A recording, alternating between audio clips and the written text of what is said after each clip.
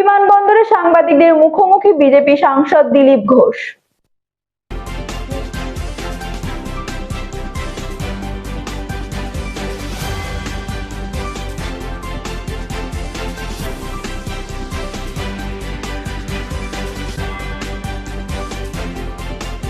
দাদা, জ্যোতিপ্রিয় মল্লিককে সমস্ত রকম মন্ত্রিত্ব পদ থেকে সরিয়ে দেওয়া হলো, পার্থ ভৌমিক এবং বীরবাহা হাঁসদাকে দায়িত্ব দেওয়া হলো। মমতা ব্যানার্জি দু তিনজন লোকের ছাড়া কাউকে বিশ্বাস করতে পারেন না, তাই উনি ভাবছেন যদি বেল পেয়ে যান জ্যোতিপ্রিয় মল্লিক, সে আবার মন্ত্রী হবেন, আবার কাকে করবেন, সে কি করবে, সে থাকবে না চলে যাবে, এই চিন্তা দুশ্চিন্তায় সন্দেহের বসে উনি কাউকে দায়িত্ব দেন না। তাই এতদিন লাগলো। কেষ্ট জেলে থাকলে ওর নেতা থাকে, আর জ্যোতিপ্রিয় মল্লিক জেলে থাকলেও মন্ত্রী থাকেন। এটা টিএমসি এবং মমতা ব্যানার্জির কাজ করার স্টাইল, ওনার বাধ্যবাধকতাও আছে। দাদা, রাষ্ট্রপতি শাসন চেয়ে এসসি কমিশন সুপ্রিম কোর্টে মামলা করেছে এবং জোড়া মামলা হাইকোর্টেও হয়েছে, কি বলবেন?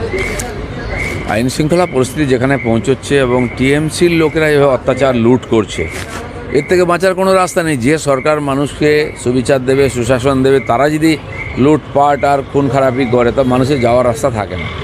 তো ঠিক আছে, প্রত্যেকে নিজের মতো করে এখান থেকে মুক্তির রাস্তা খুঁজছেন। তো কেউ রাজ্যপালের কাছে যাচ্ছে, কেউ রাষ্ট্রপতির কাছে যাচ্ছে, কেউ কোর্টে যাচ্ছে। দেখা যাক কোন রাস্তাটা ঠিক থাকে। পূর্ব বর্ধমানে জামালপুরে বিদেশি তকমায় আধার বাতিল, 28A ধারায় আধার কার্ড বাতিল হয়েছে এবং বিভিন্ন পরিবারের চিঠি এসেছে। অনেক জায়গায় চিঠি এসছে। আমরা জানি পশ্চিমবঙ্গে বহু ধরনের কার্ড আছে যেটা ভুয়ো, রেশন কার্ড, আধার কার্ড, তারপরে জব কার্ড, লক্ষ লক্ষ, একটা দুটো নয়, হয়েছে। 62 লক্ষ রেশন কার্ড বাতিল হয়েছে। 14.5 লক্ষ এরকম কার্ড আছে, জব কার্ড, যেটা ভুয়ো। আধার কার্ডও আছে। তো আধার থেকে ভেরিফিকেশন করা হচ্ছে। যার কাছে যথেষ্ট ডকুমেন্ট নেই তাকে চিঠি দেওয়া হচ্ছে, ডকুমেন্ট না দেখালে তারা ক্যান্সেলও করছে।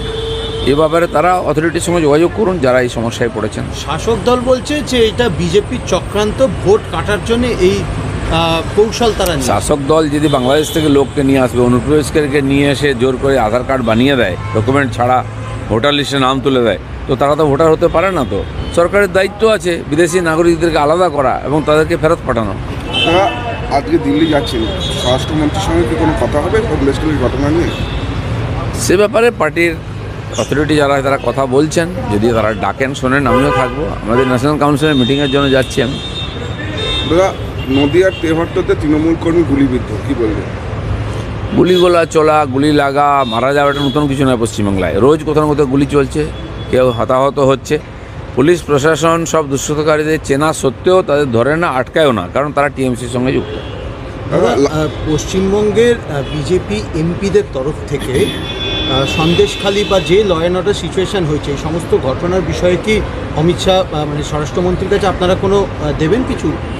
জানি না, সেটা ওখানে গেলে কথা হবে। কিন্তু এখানকার যারা পার্টির নেতৃত্ব আছেন প্রতিনিয়ত রিপোর্ট পাঠান এবং ওখান থেকে রিপোর্ট চাওয়াও হয়। আপনারা জানেন এমপিদের টিম পাঠিয়েছেন মাননীয় নাড্ডাজি, তারাও ঘুরে গেছেন, পরিস্থিতি দেখেছেন, লোকের সঙ্গে কথা বলেছেন, তারাও রিপোর্ট পাঠাচ্ছেন। বিভিন্ন এসসি সমাজের তরফ থেকে, এসটি সমাজের তরফ থেকে তারা চিঠি লিখছেন রাষ্ট্রপতি থেকে আরম্ভ করে প্রধানমন্ত্রীকে। তো লুকোনো কিছু নেই, আপনারাও দেখাচ্ছেন। তো সরকার এবং অন্যান্য যে এজেন্সি আছে তারা কি করে দেখার। শিবু হাজরা তাকে পুলিশ খুঁজে পেল না, কিন্তু সংবাদ মাধ্যম খুঁজে পেয়ে গেল। শিবু হাজরা বলুন বা শাহজাহান শেখ প্রকাশ্যে ঘুরে বেড়াচ্ছেন, সবাই জানে কে কোথায় আছে, ইন্টারভিউ দিচ্ছেন, মিডিয়াকে বাইট দিচ্ছেন, কিন্তু পুলিশ খুঁজে পাচ্ছে না। কারণ পুলিশই ওদেরকে বাঁচিয়ে রেখেছে, পুলিশ ওদেরকে তৈরি করেছে।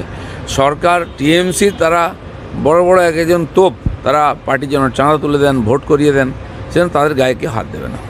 লালগোলাতে সরস্বতী পুজোর বিসর্জনকে কেন্দ্র করে বোমাবাজি, 2 জন আহত। পশ্চিমবাংলায় দিনকে দিন এই ধরনের সাম্প্রদায়িক উত্তেজনা বাড়ছে। বিশেষ করে হিন্দু সমাজের কোনো পরব, তিথি, উৎসব হলে, মেলা হলে সেখানে সিকিউরিটির প্রশ্ন আসে, তারা ভয়ে ভয়ে করেন। কেন? এটা কি পাকিস্তান হয়ে যাচ্ছে, বাংলাদেশ হয়ে যাচ্ছে ধীরে ধীরে? মুখ্যমন্ত্রী ঈদের 2 দিন ছুটি দেবেন আর রামনবমী বা রাম মন্দিরের জন্য ছুটি দেবেন না, সেদিনে তার বিরুদ্ধে মিছিল বার করবেন। তিনি কাকে উৎসাহিত দিতে চাইছেন? তো এই ঘটনা তো হবেই।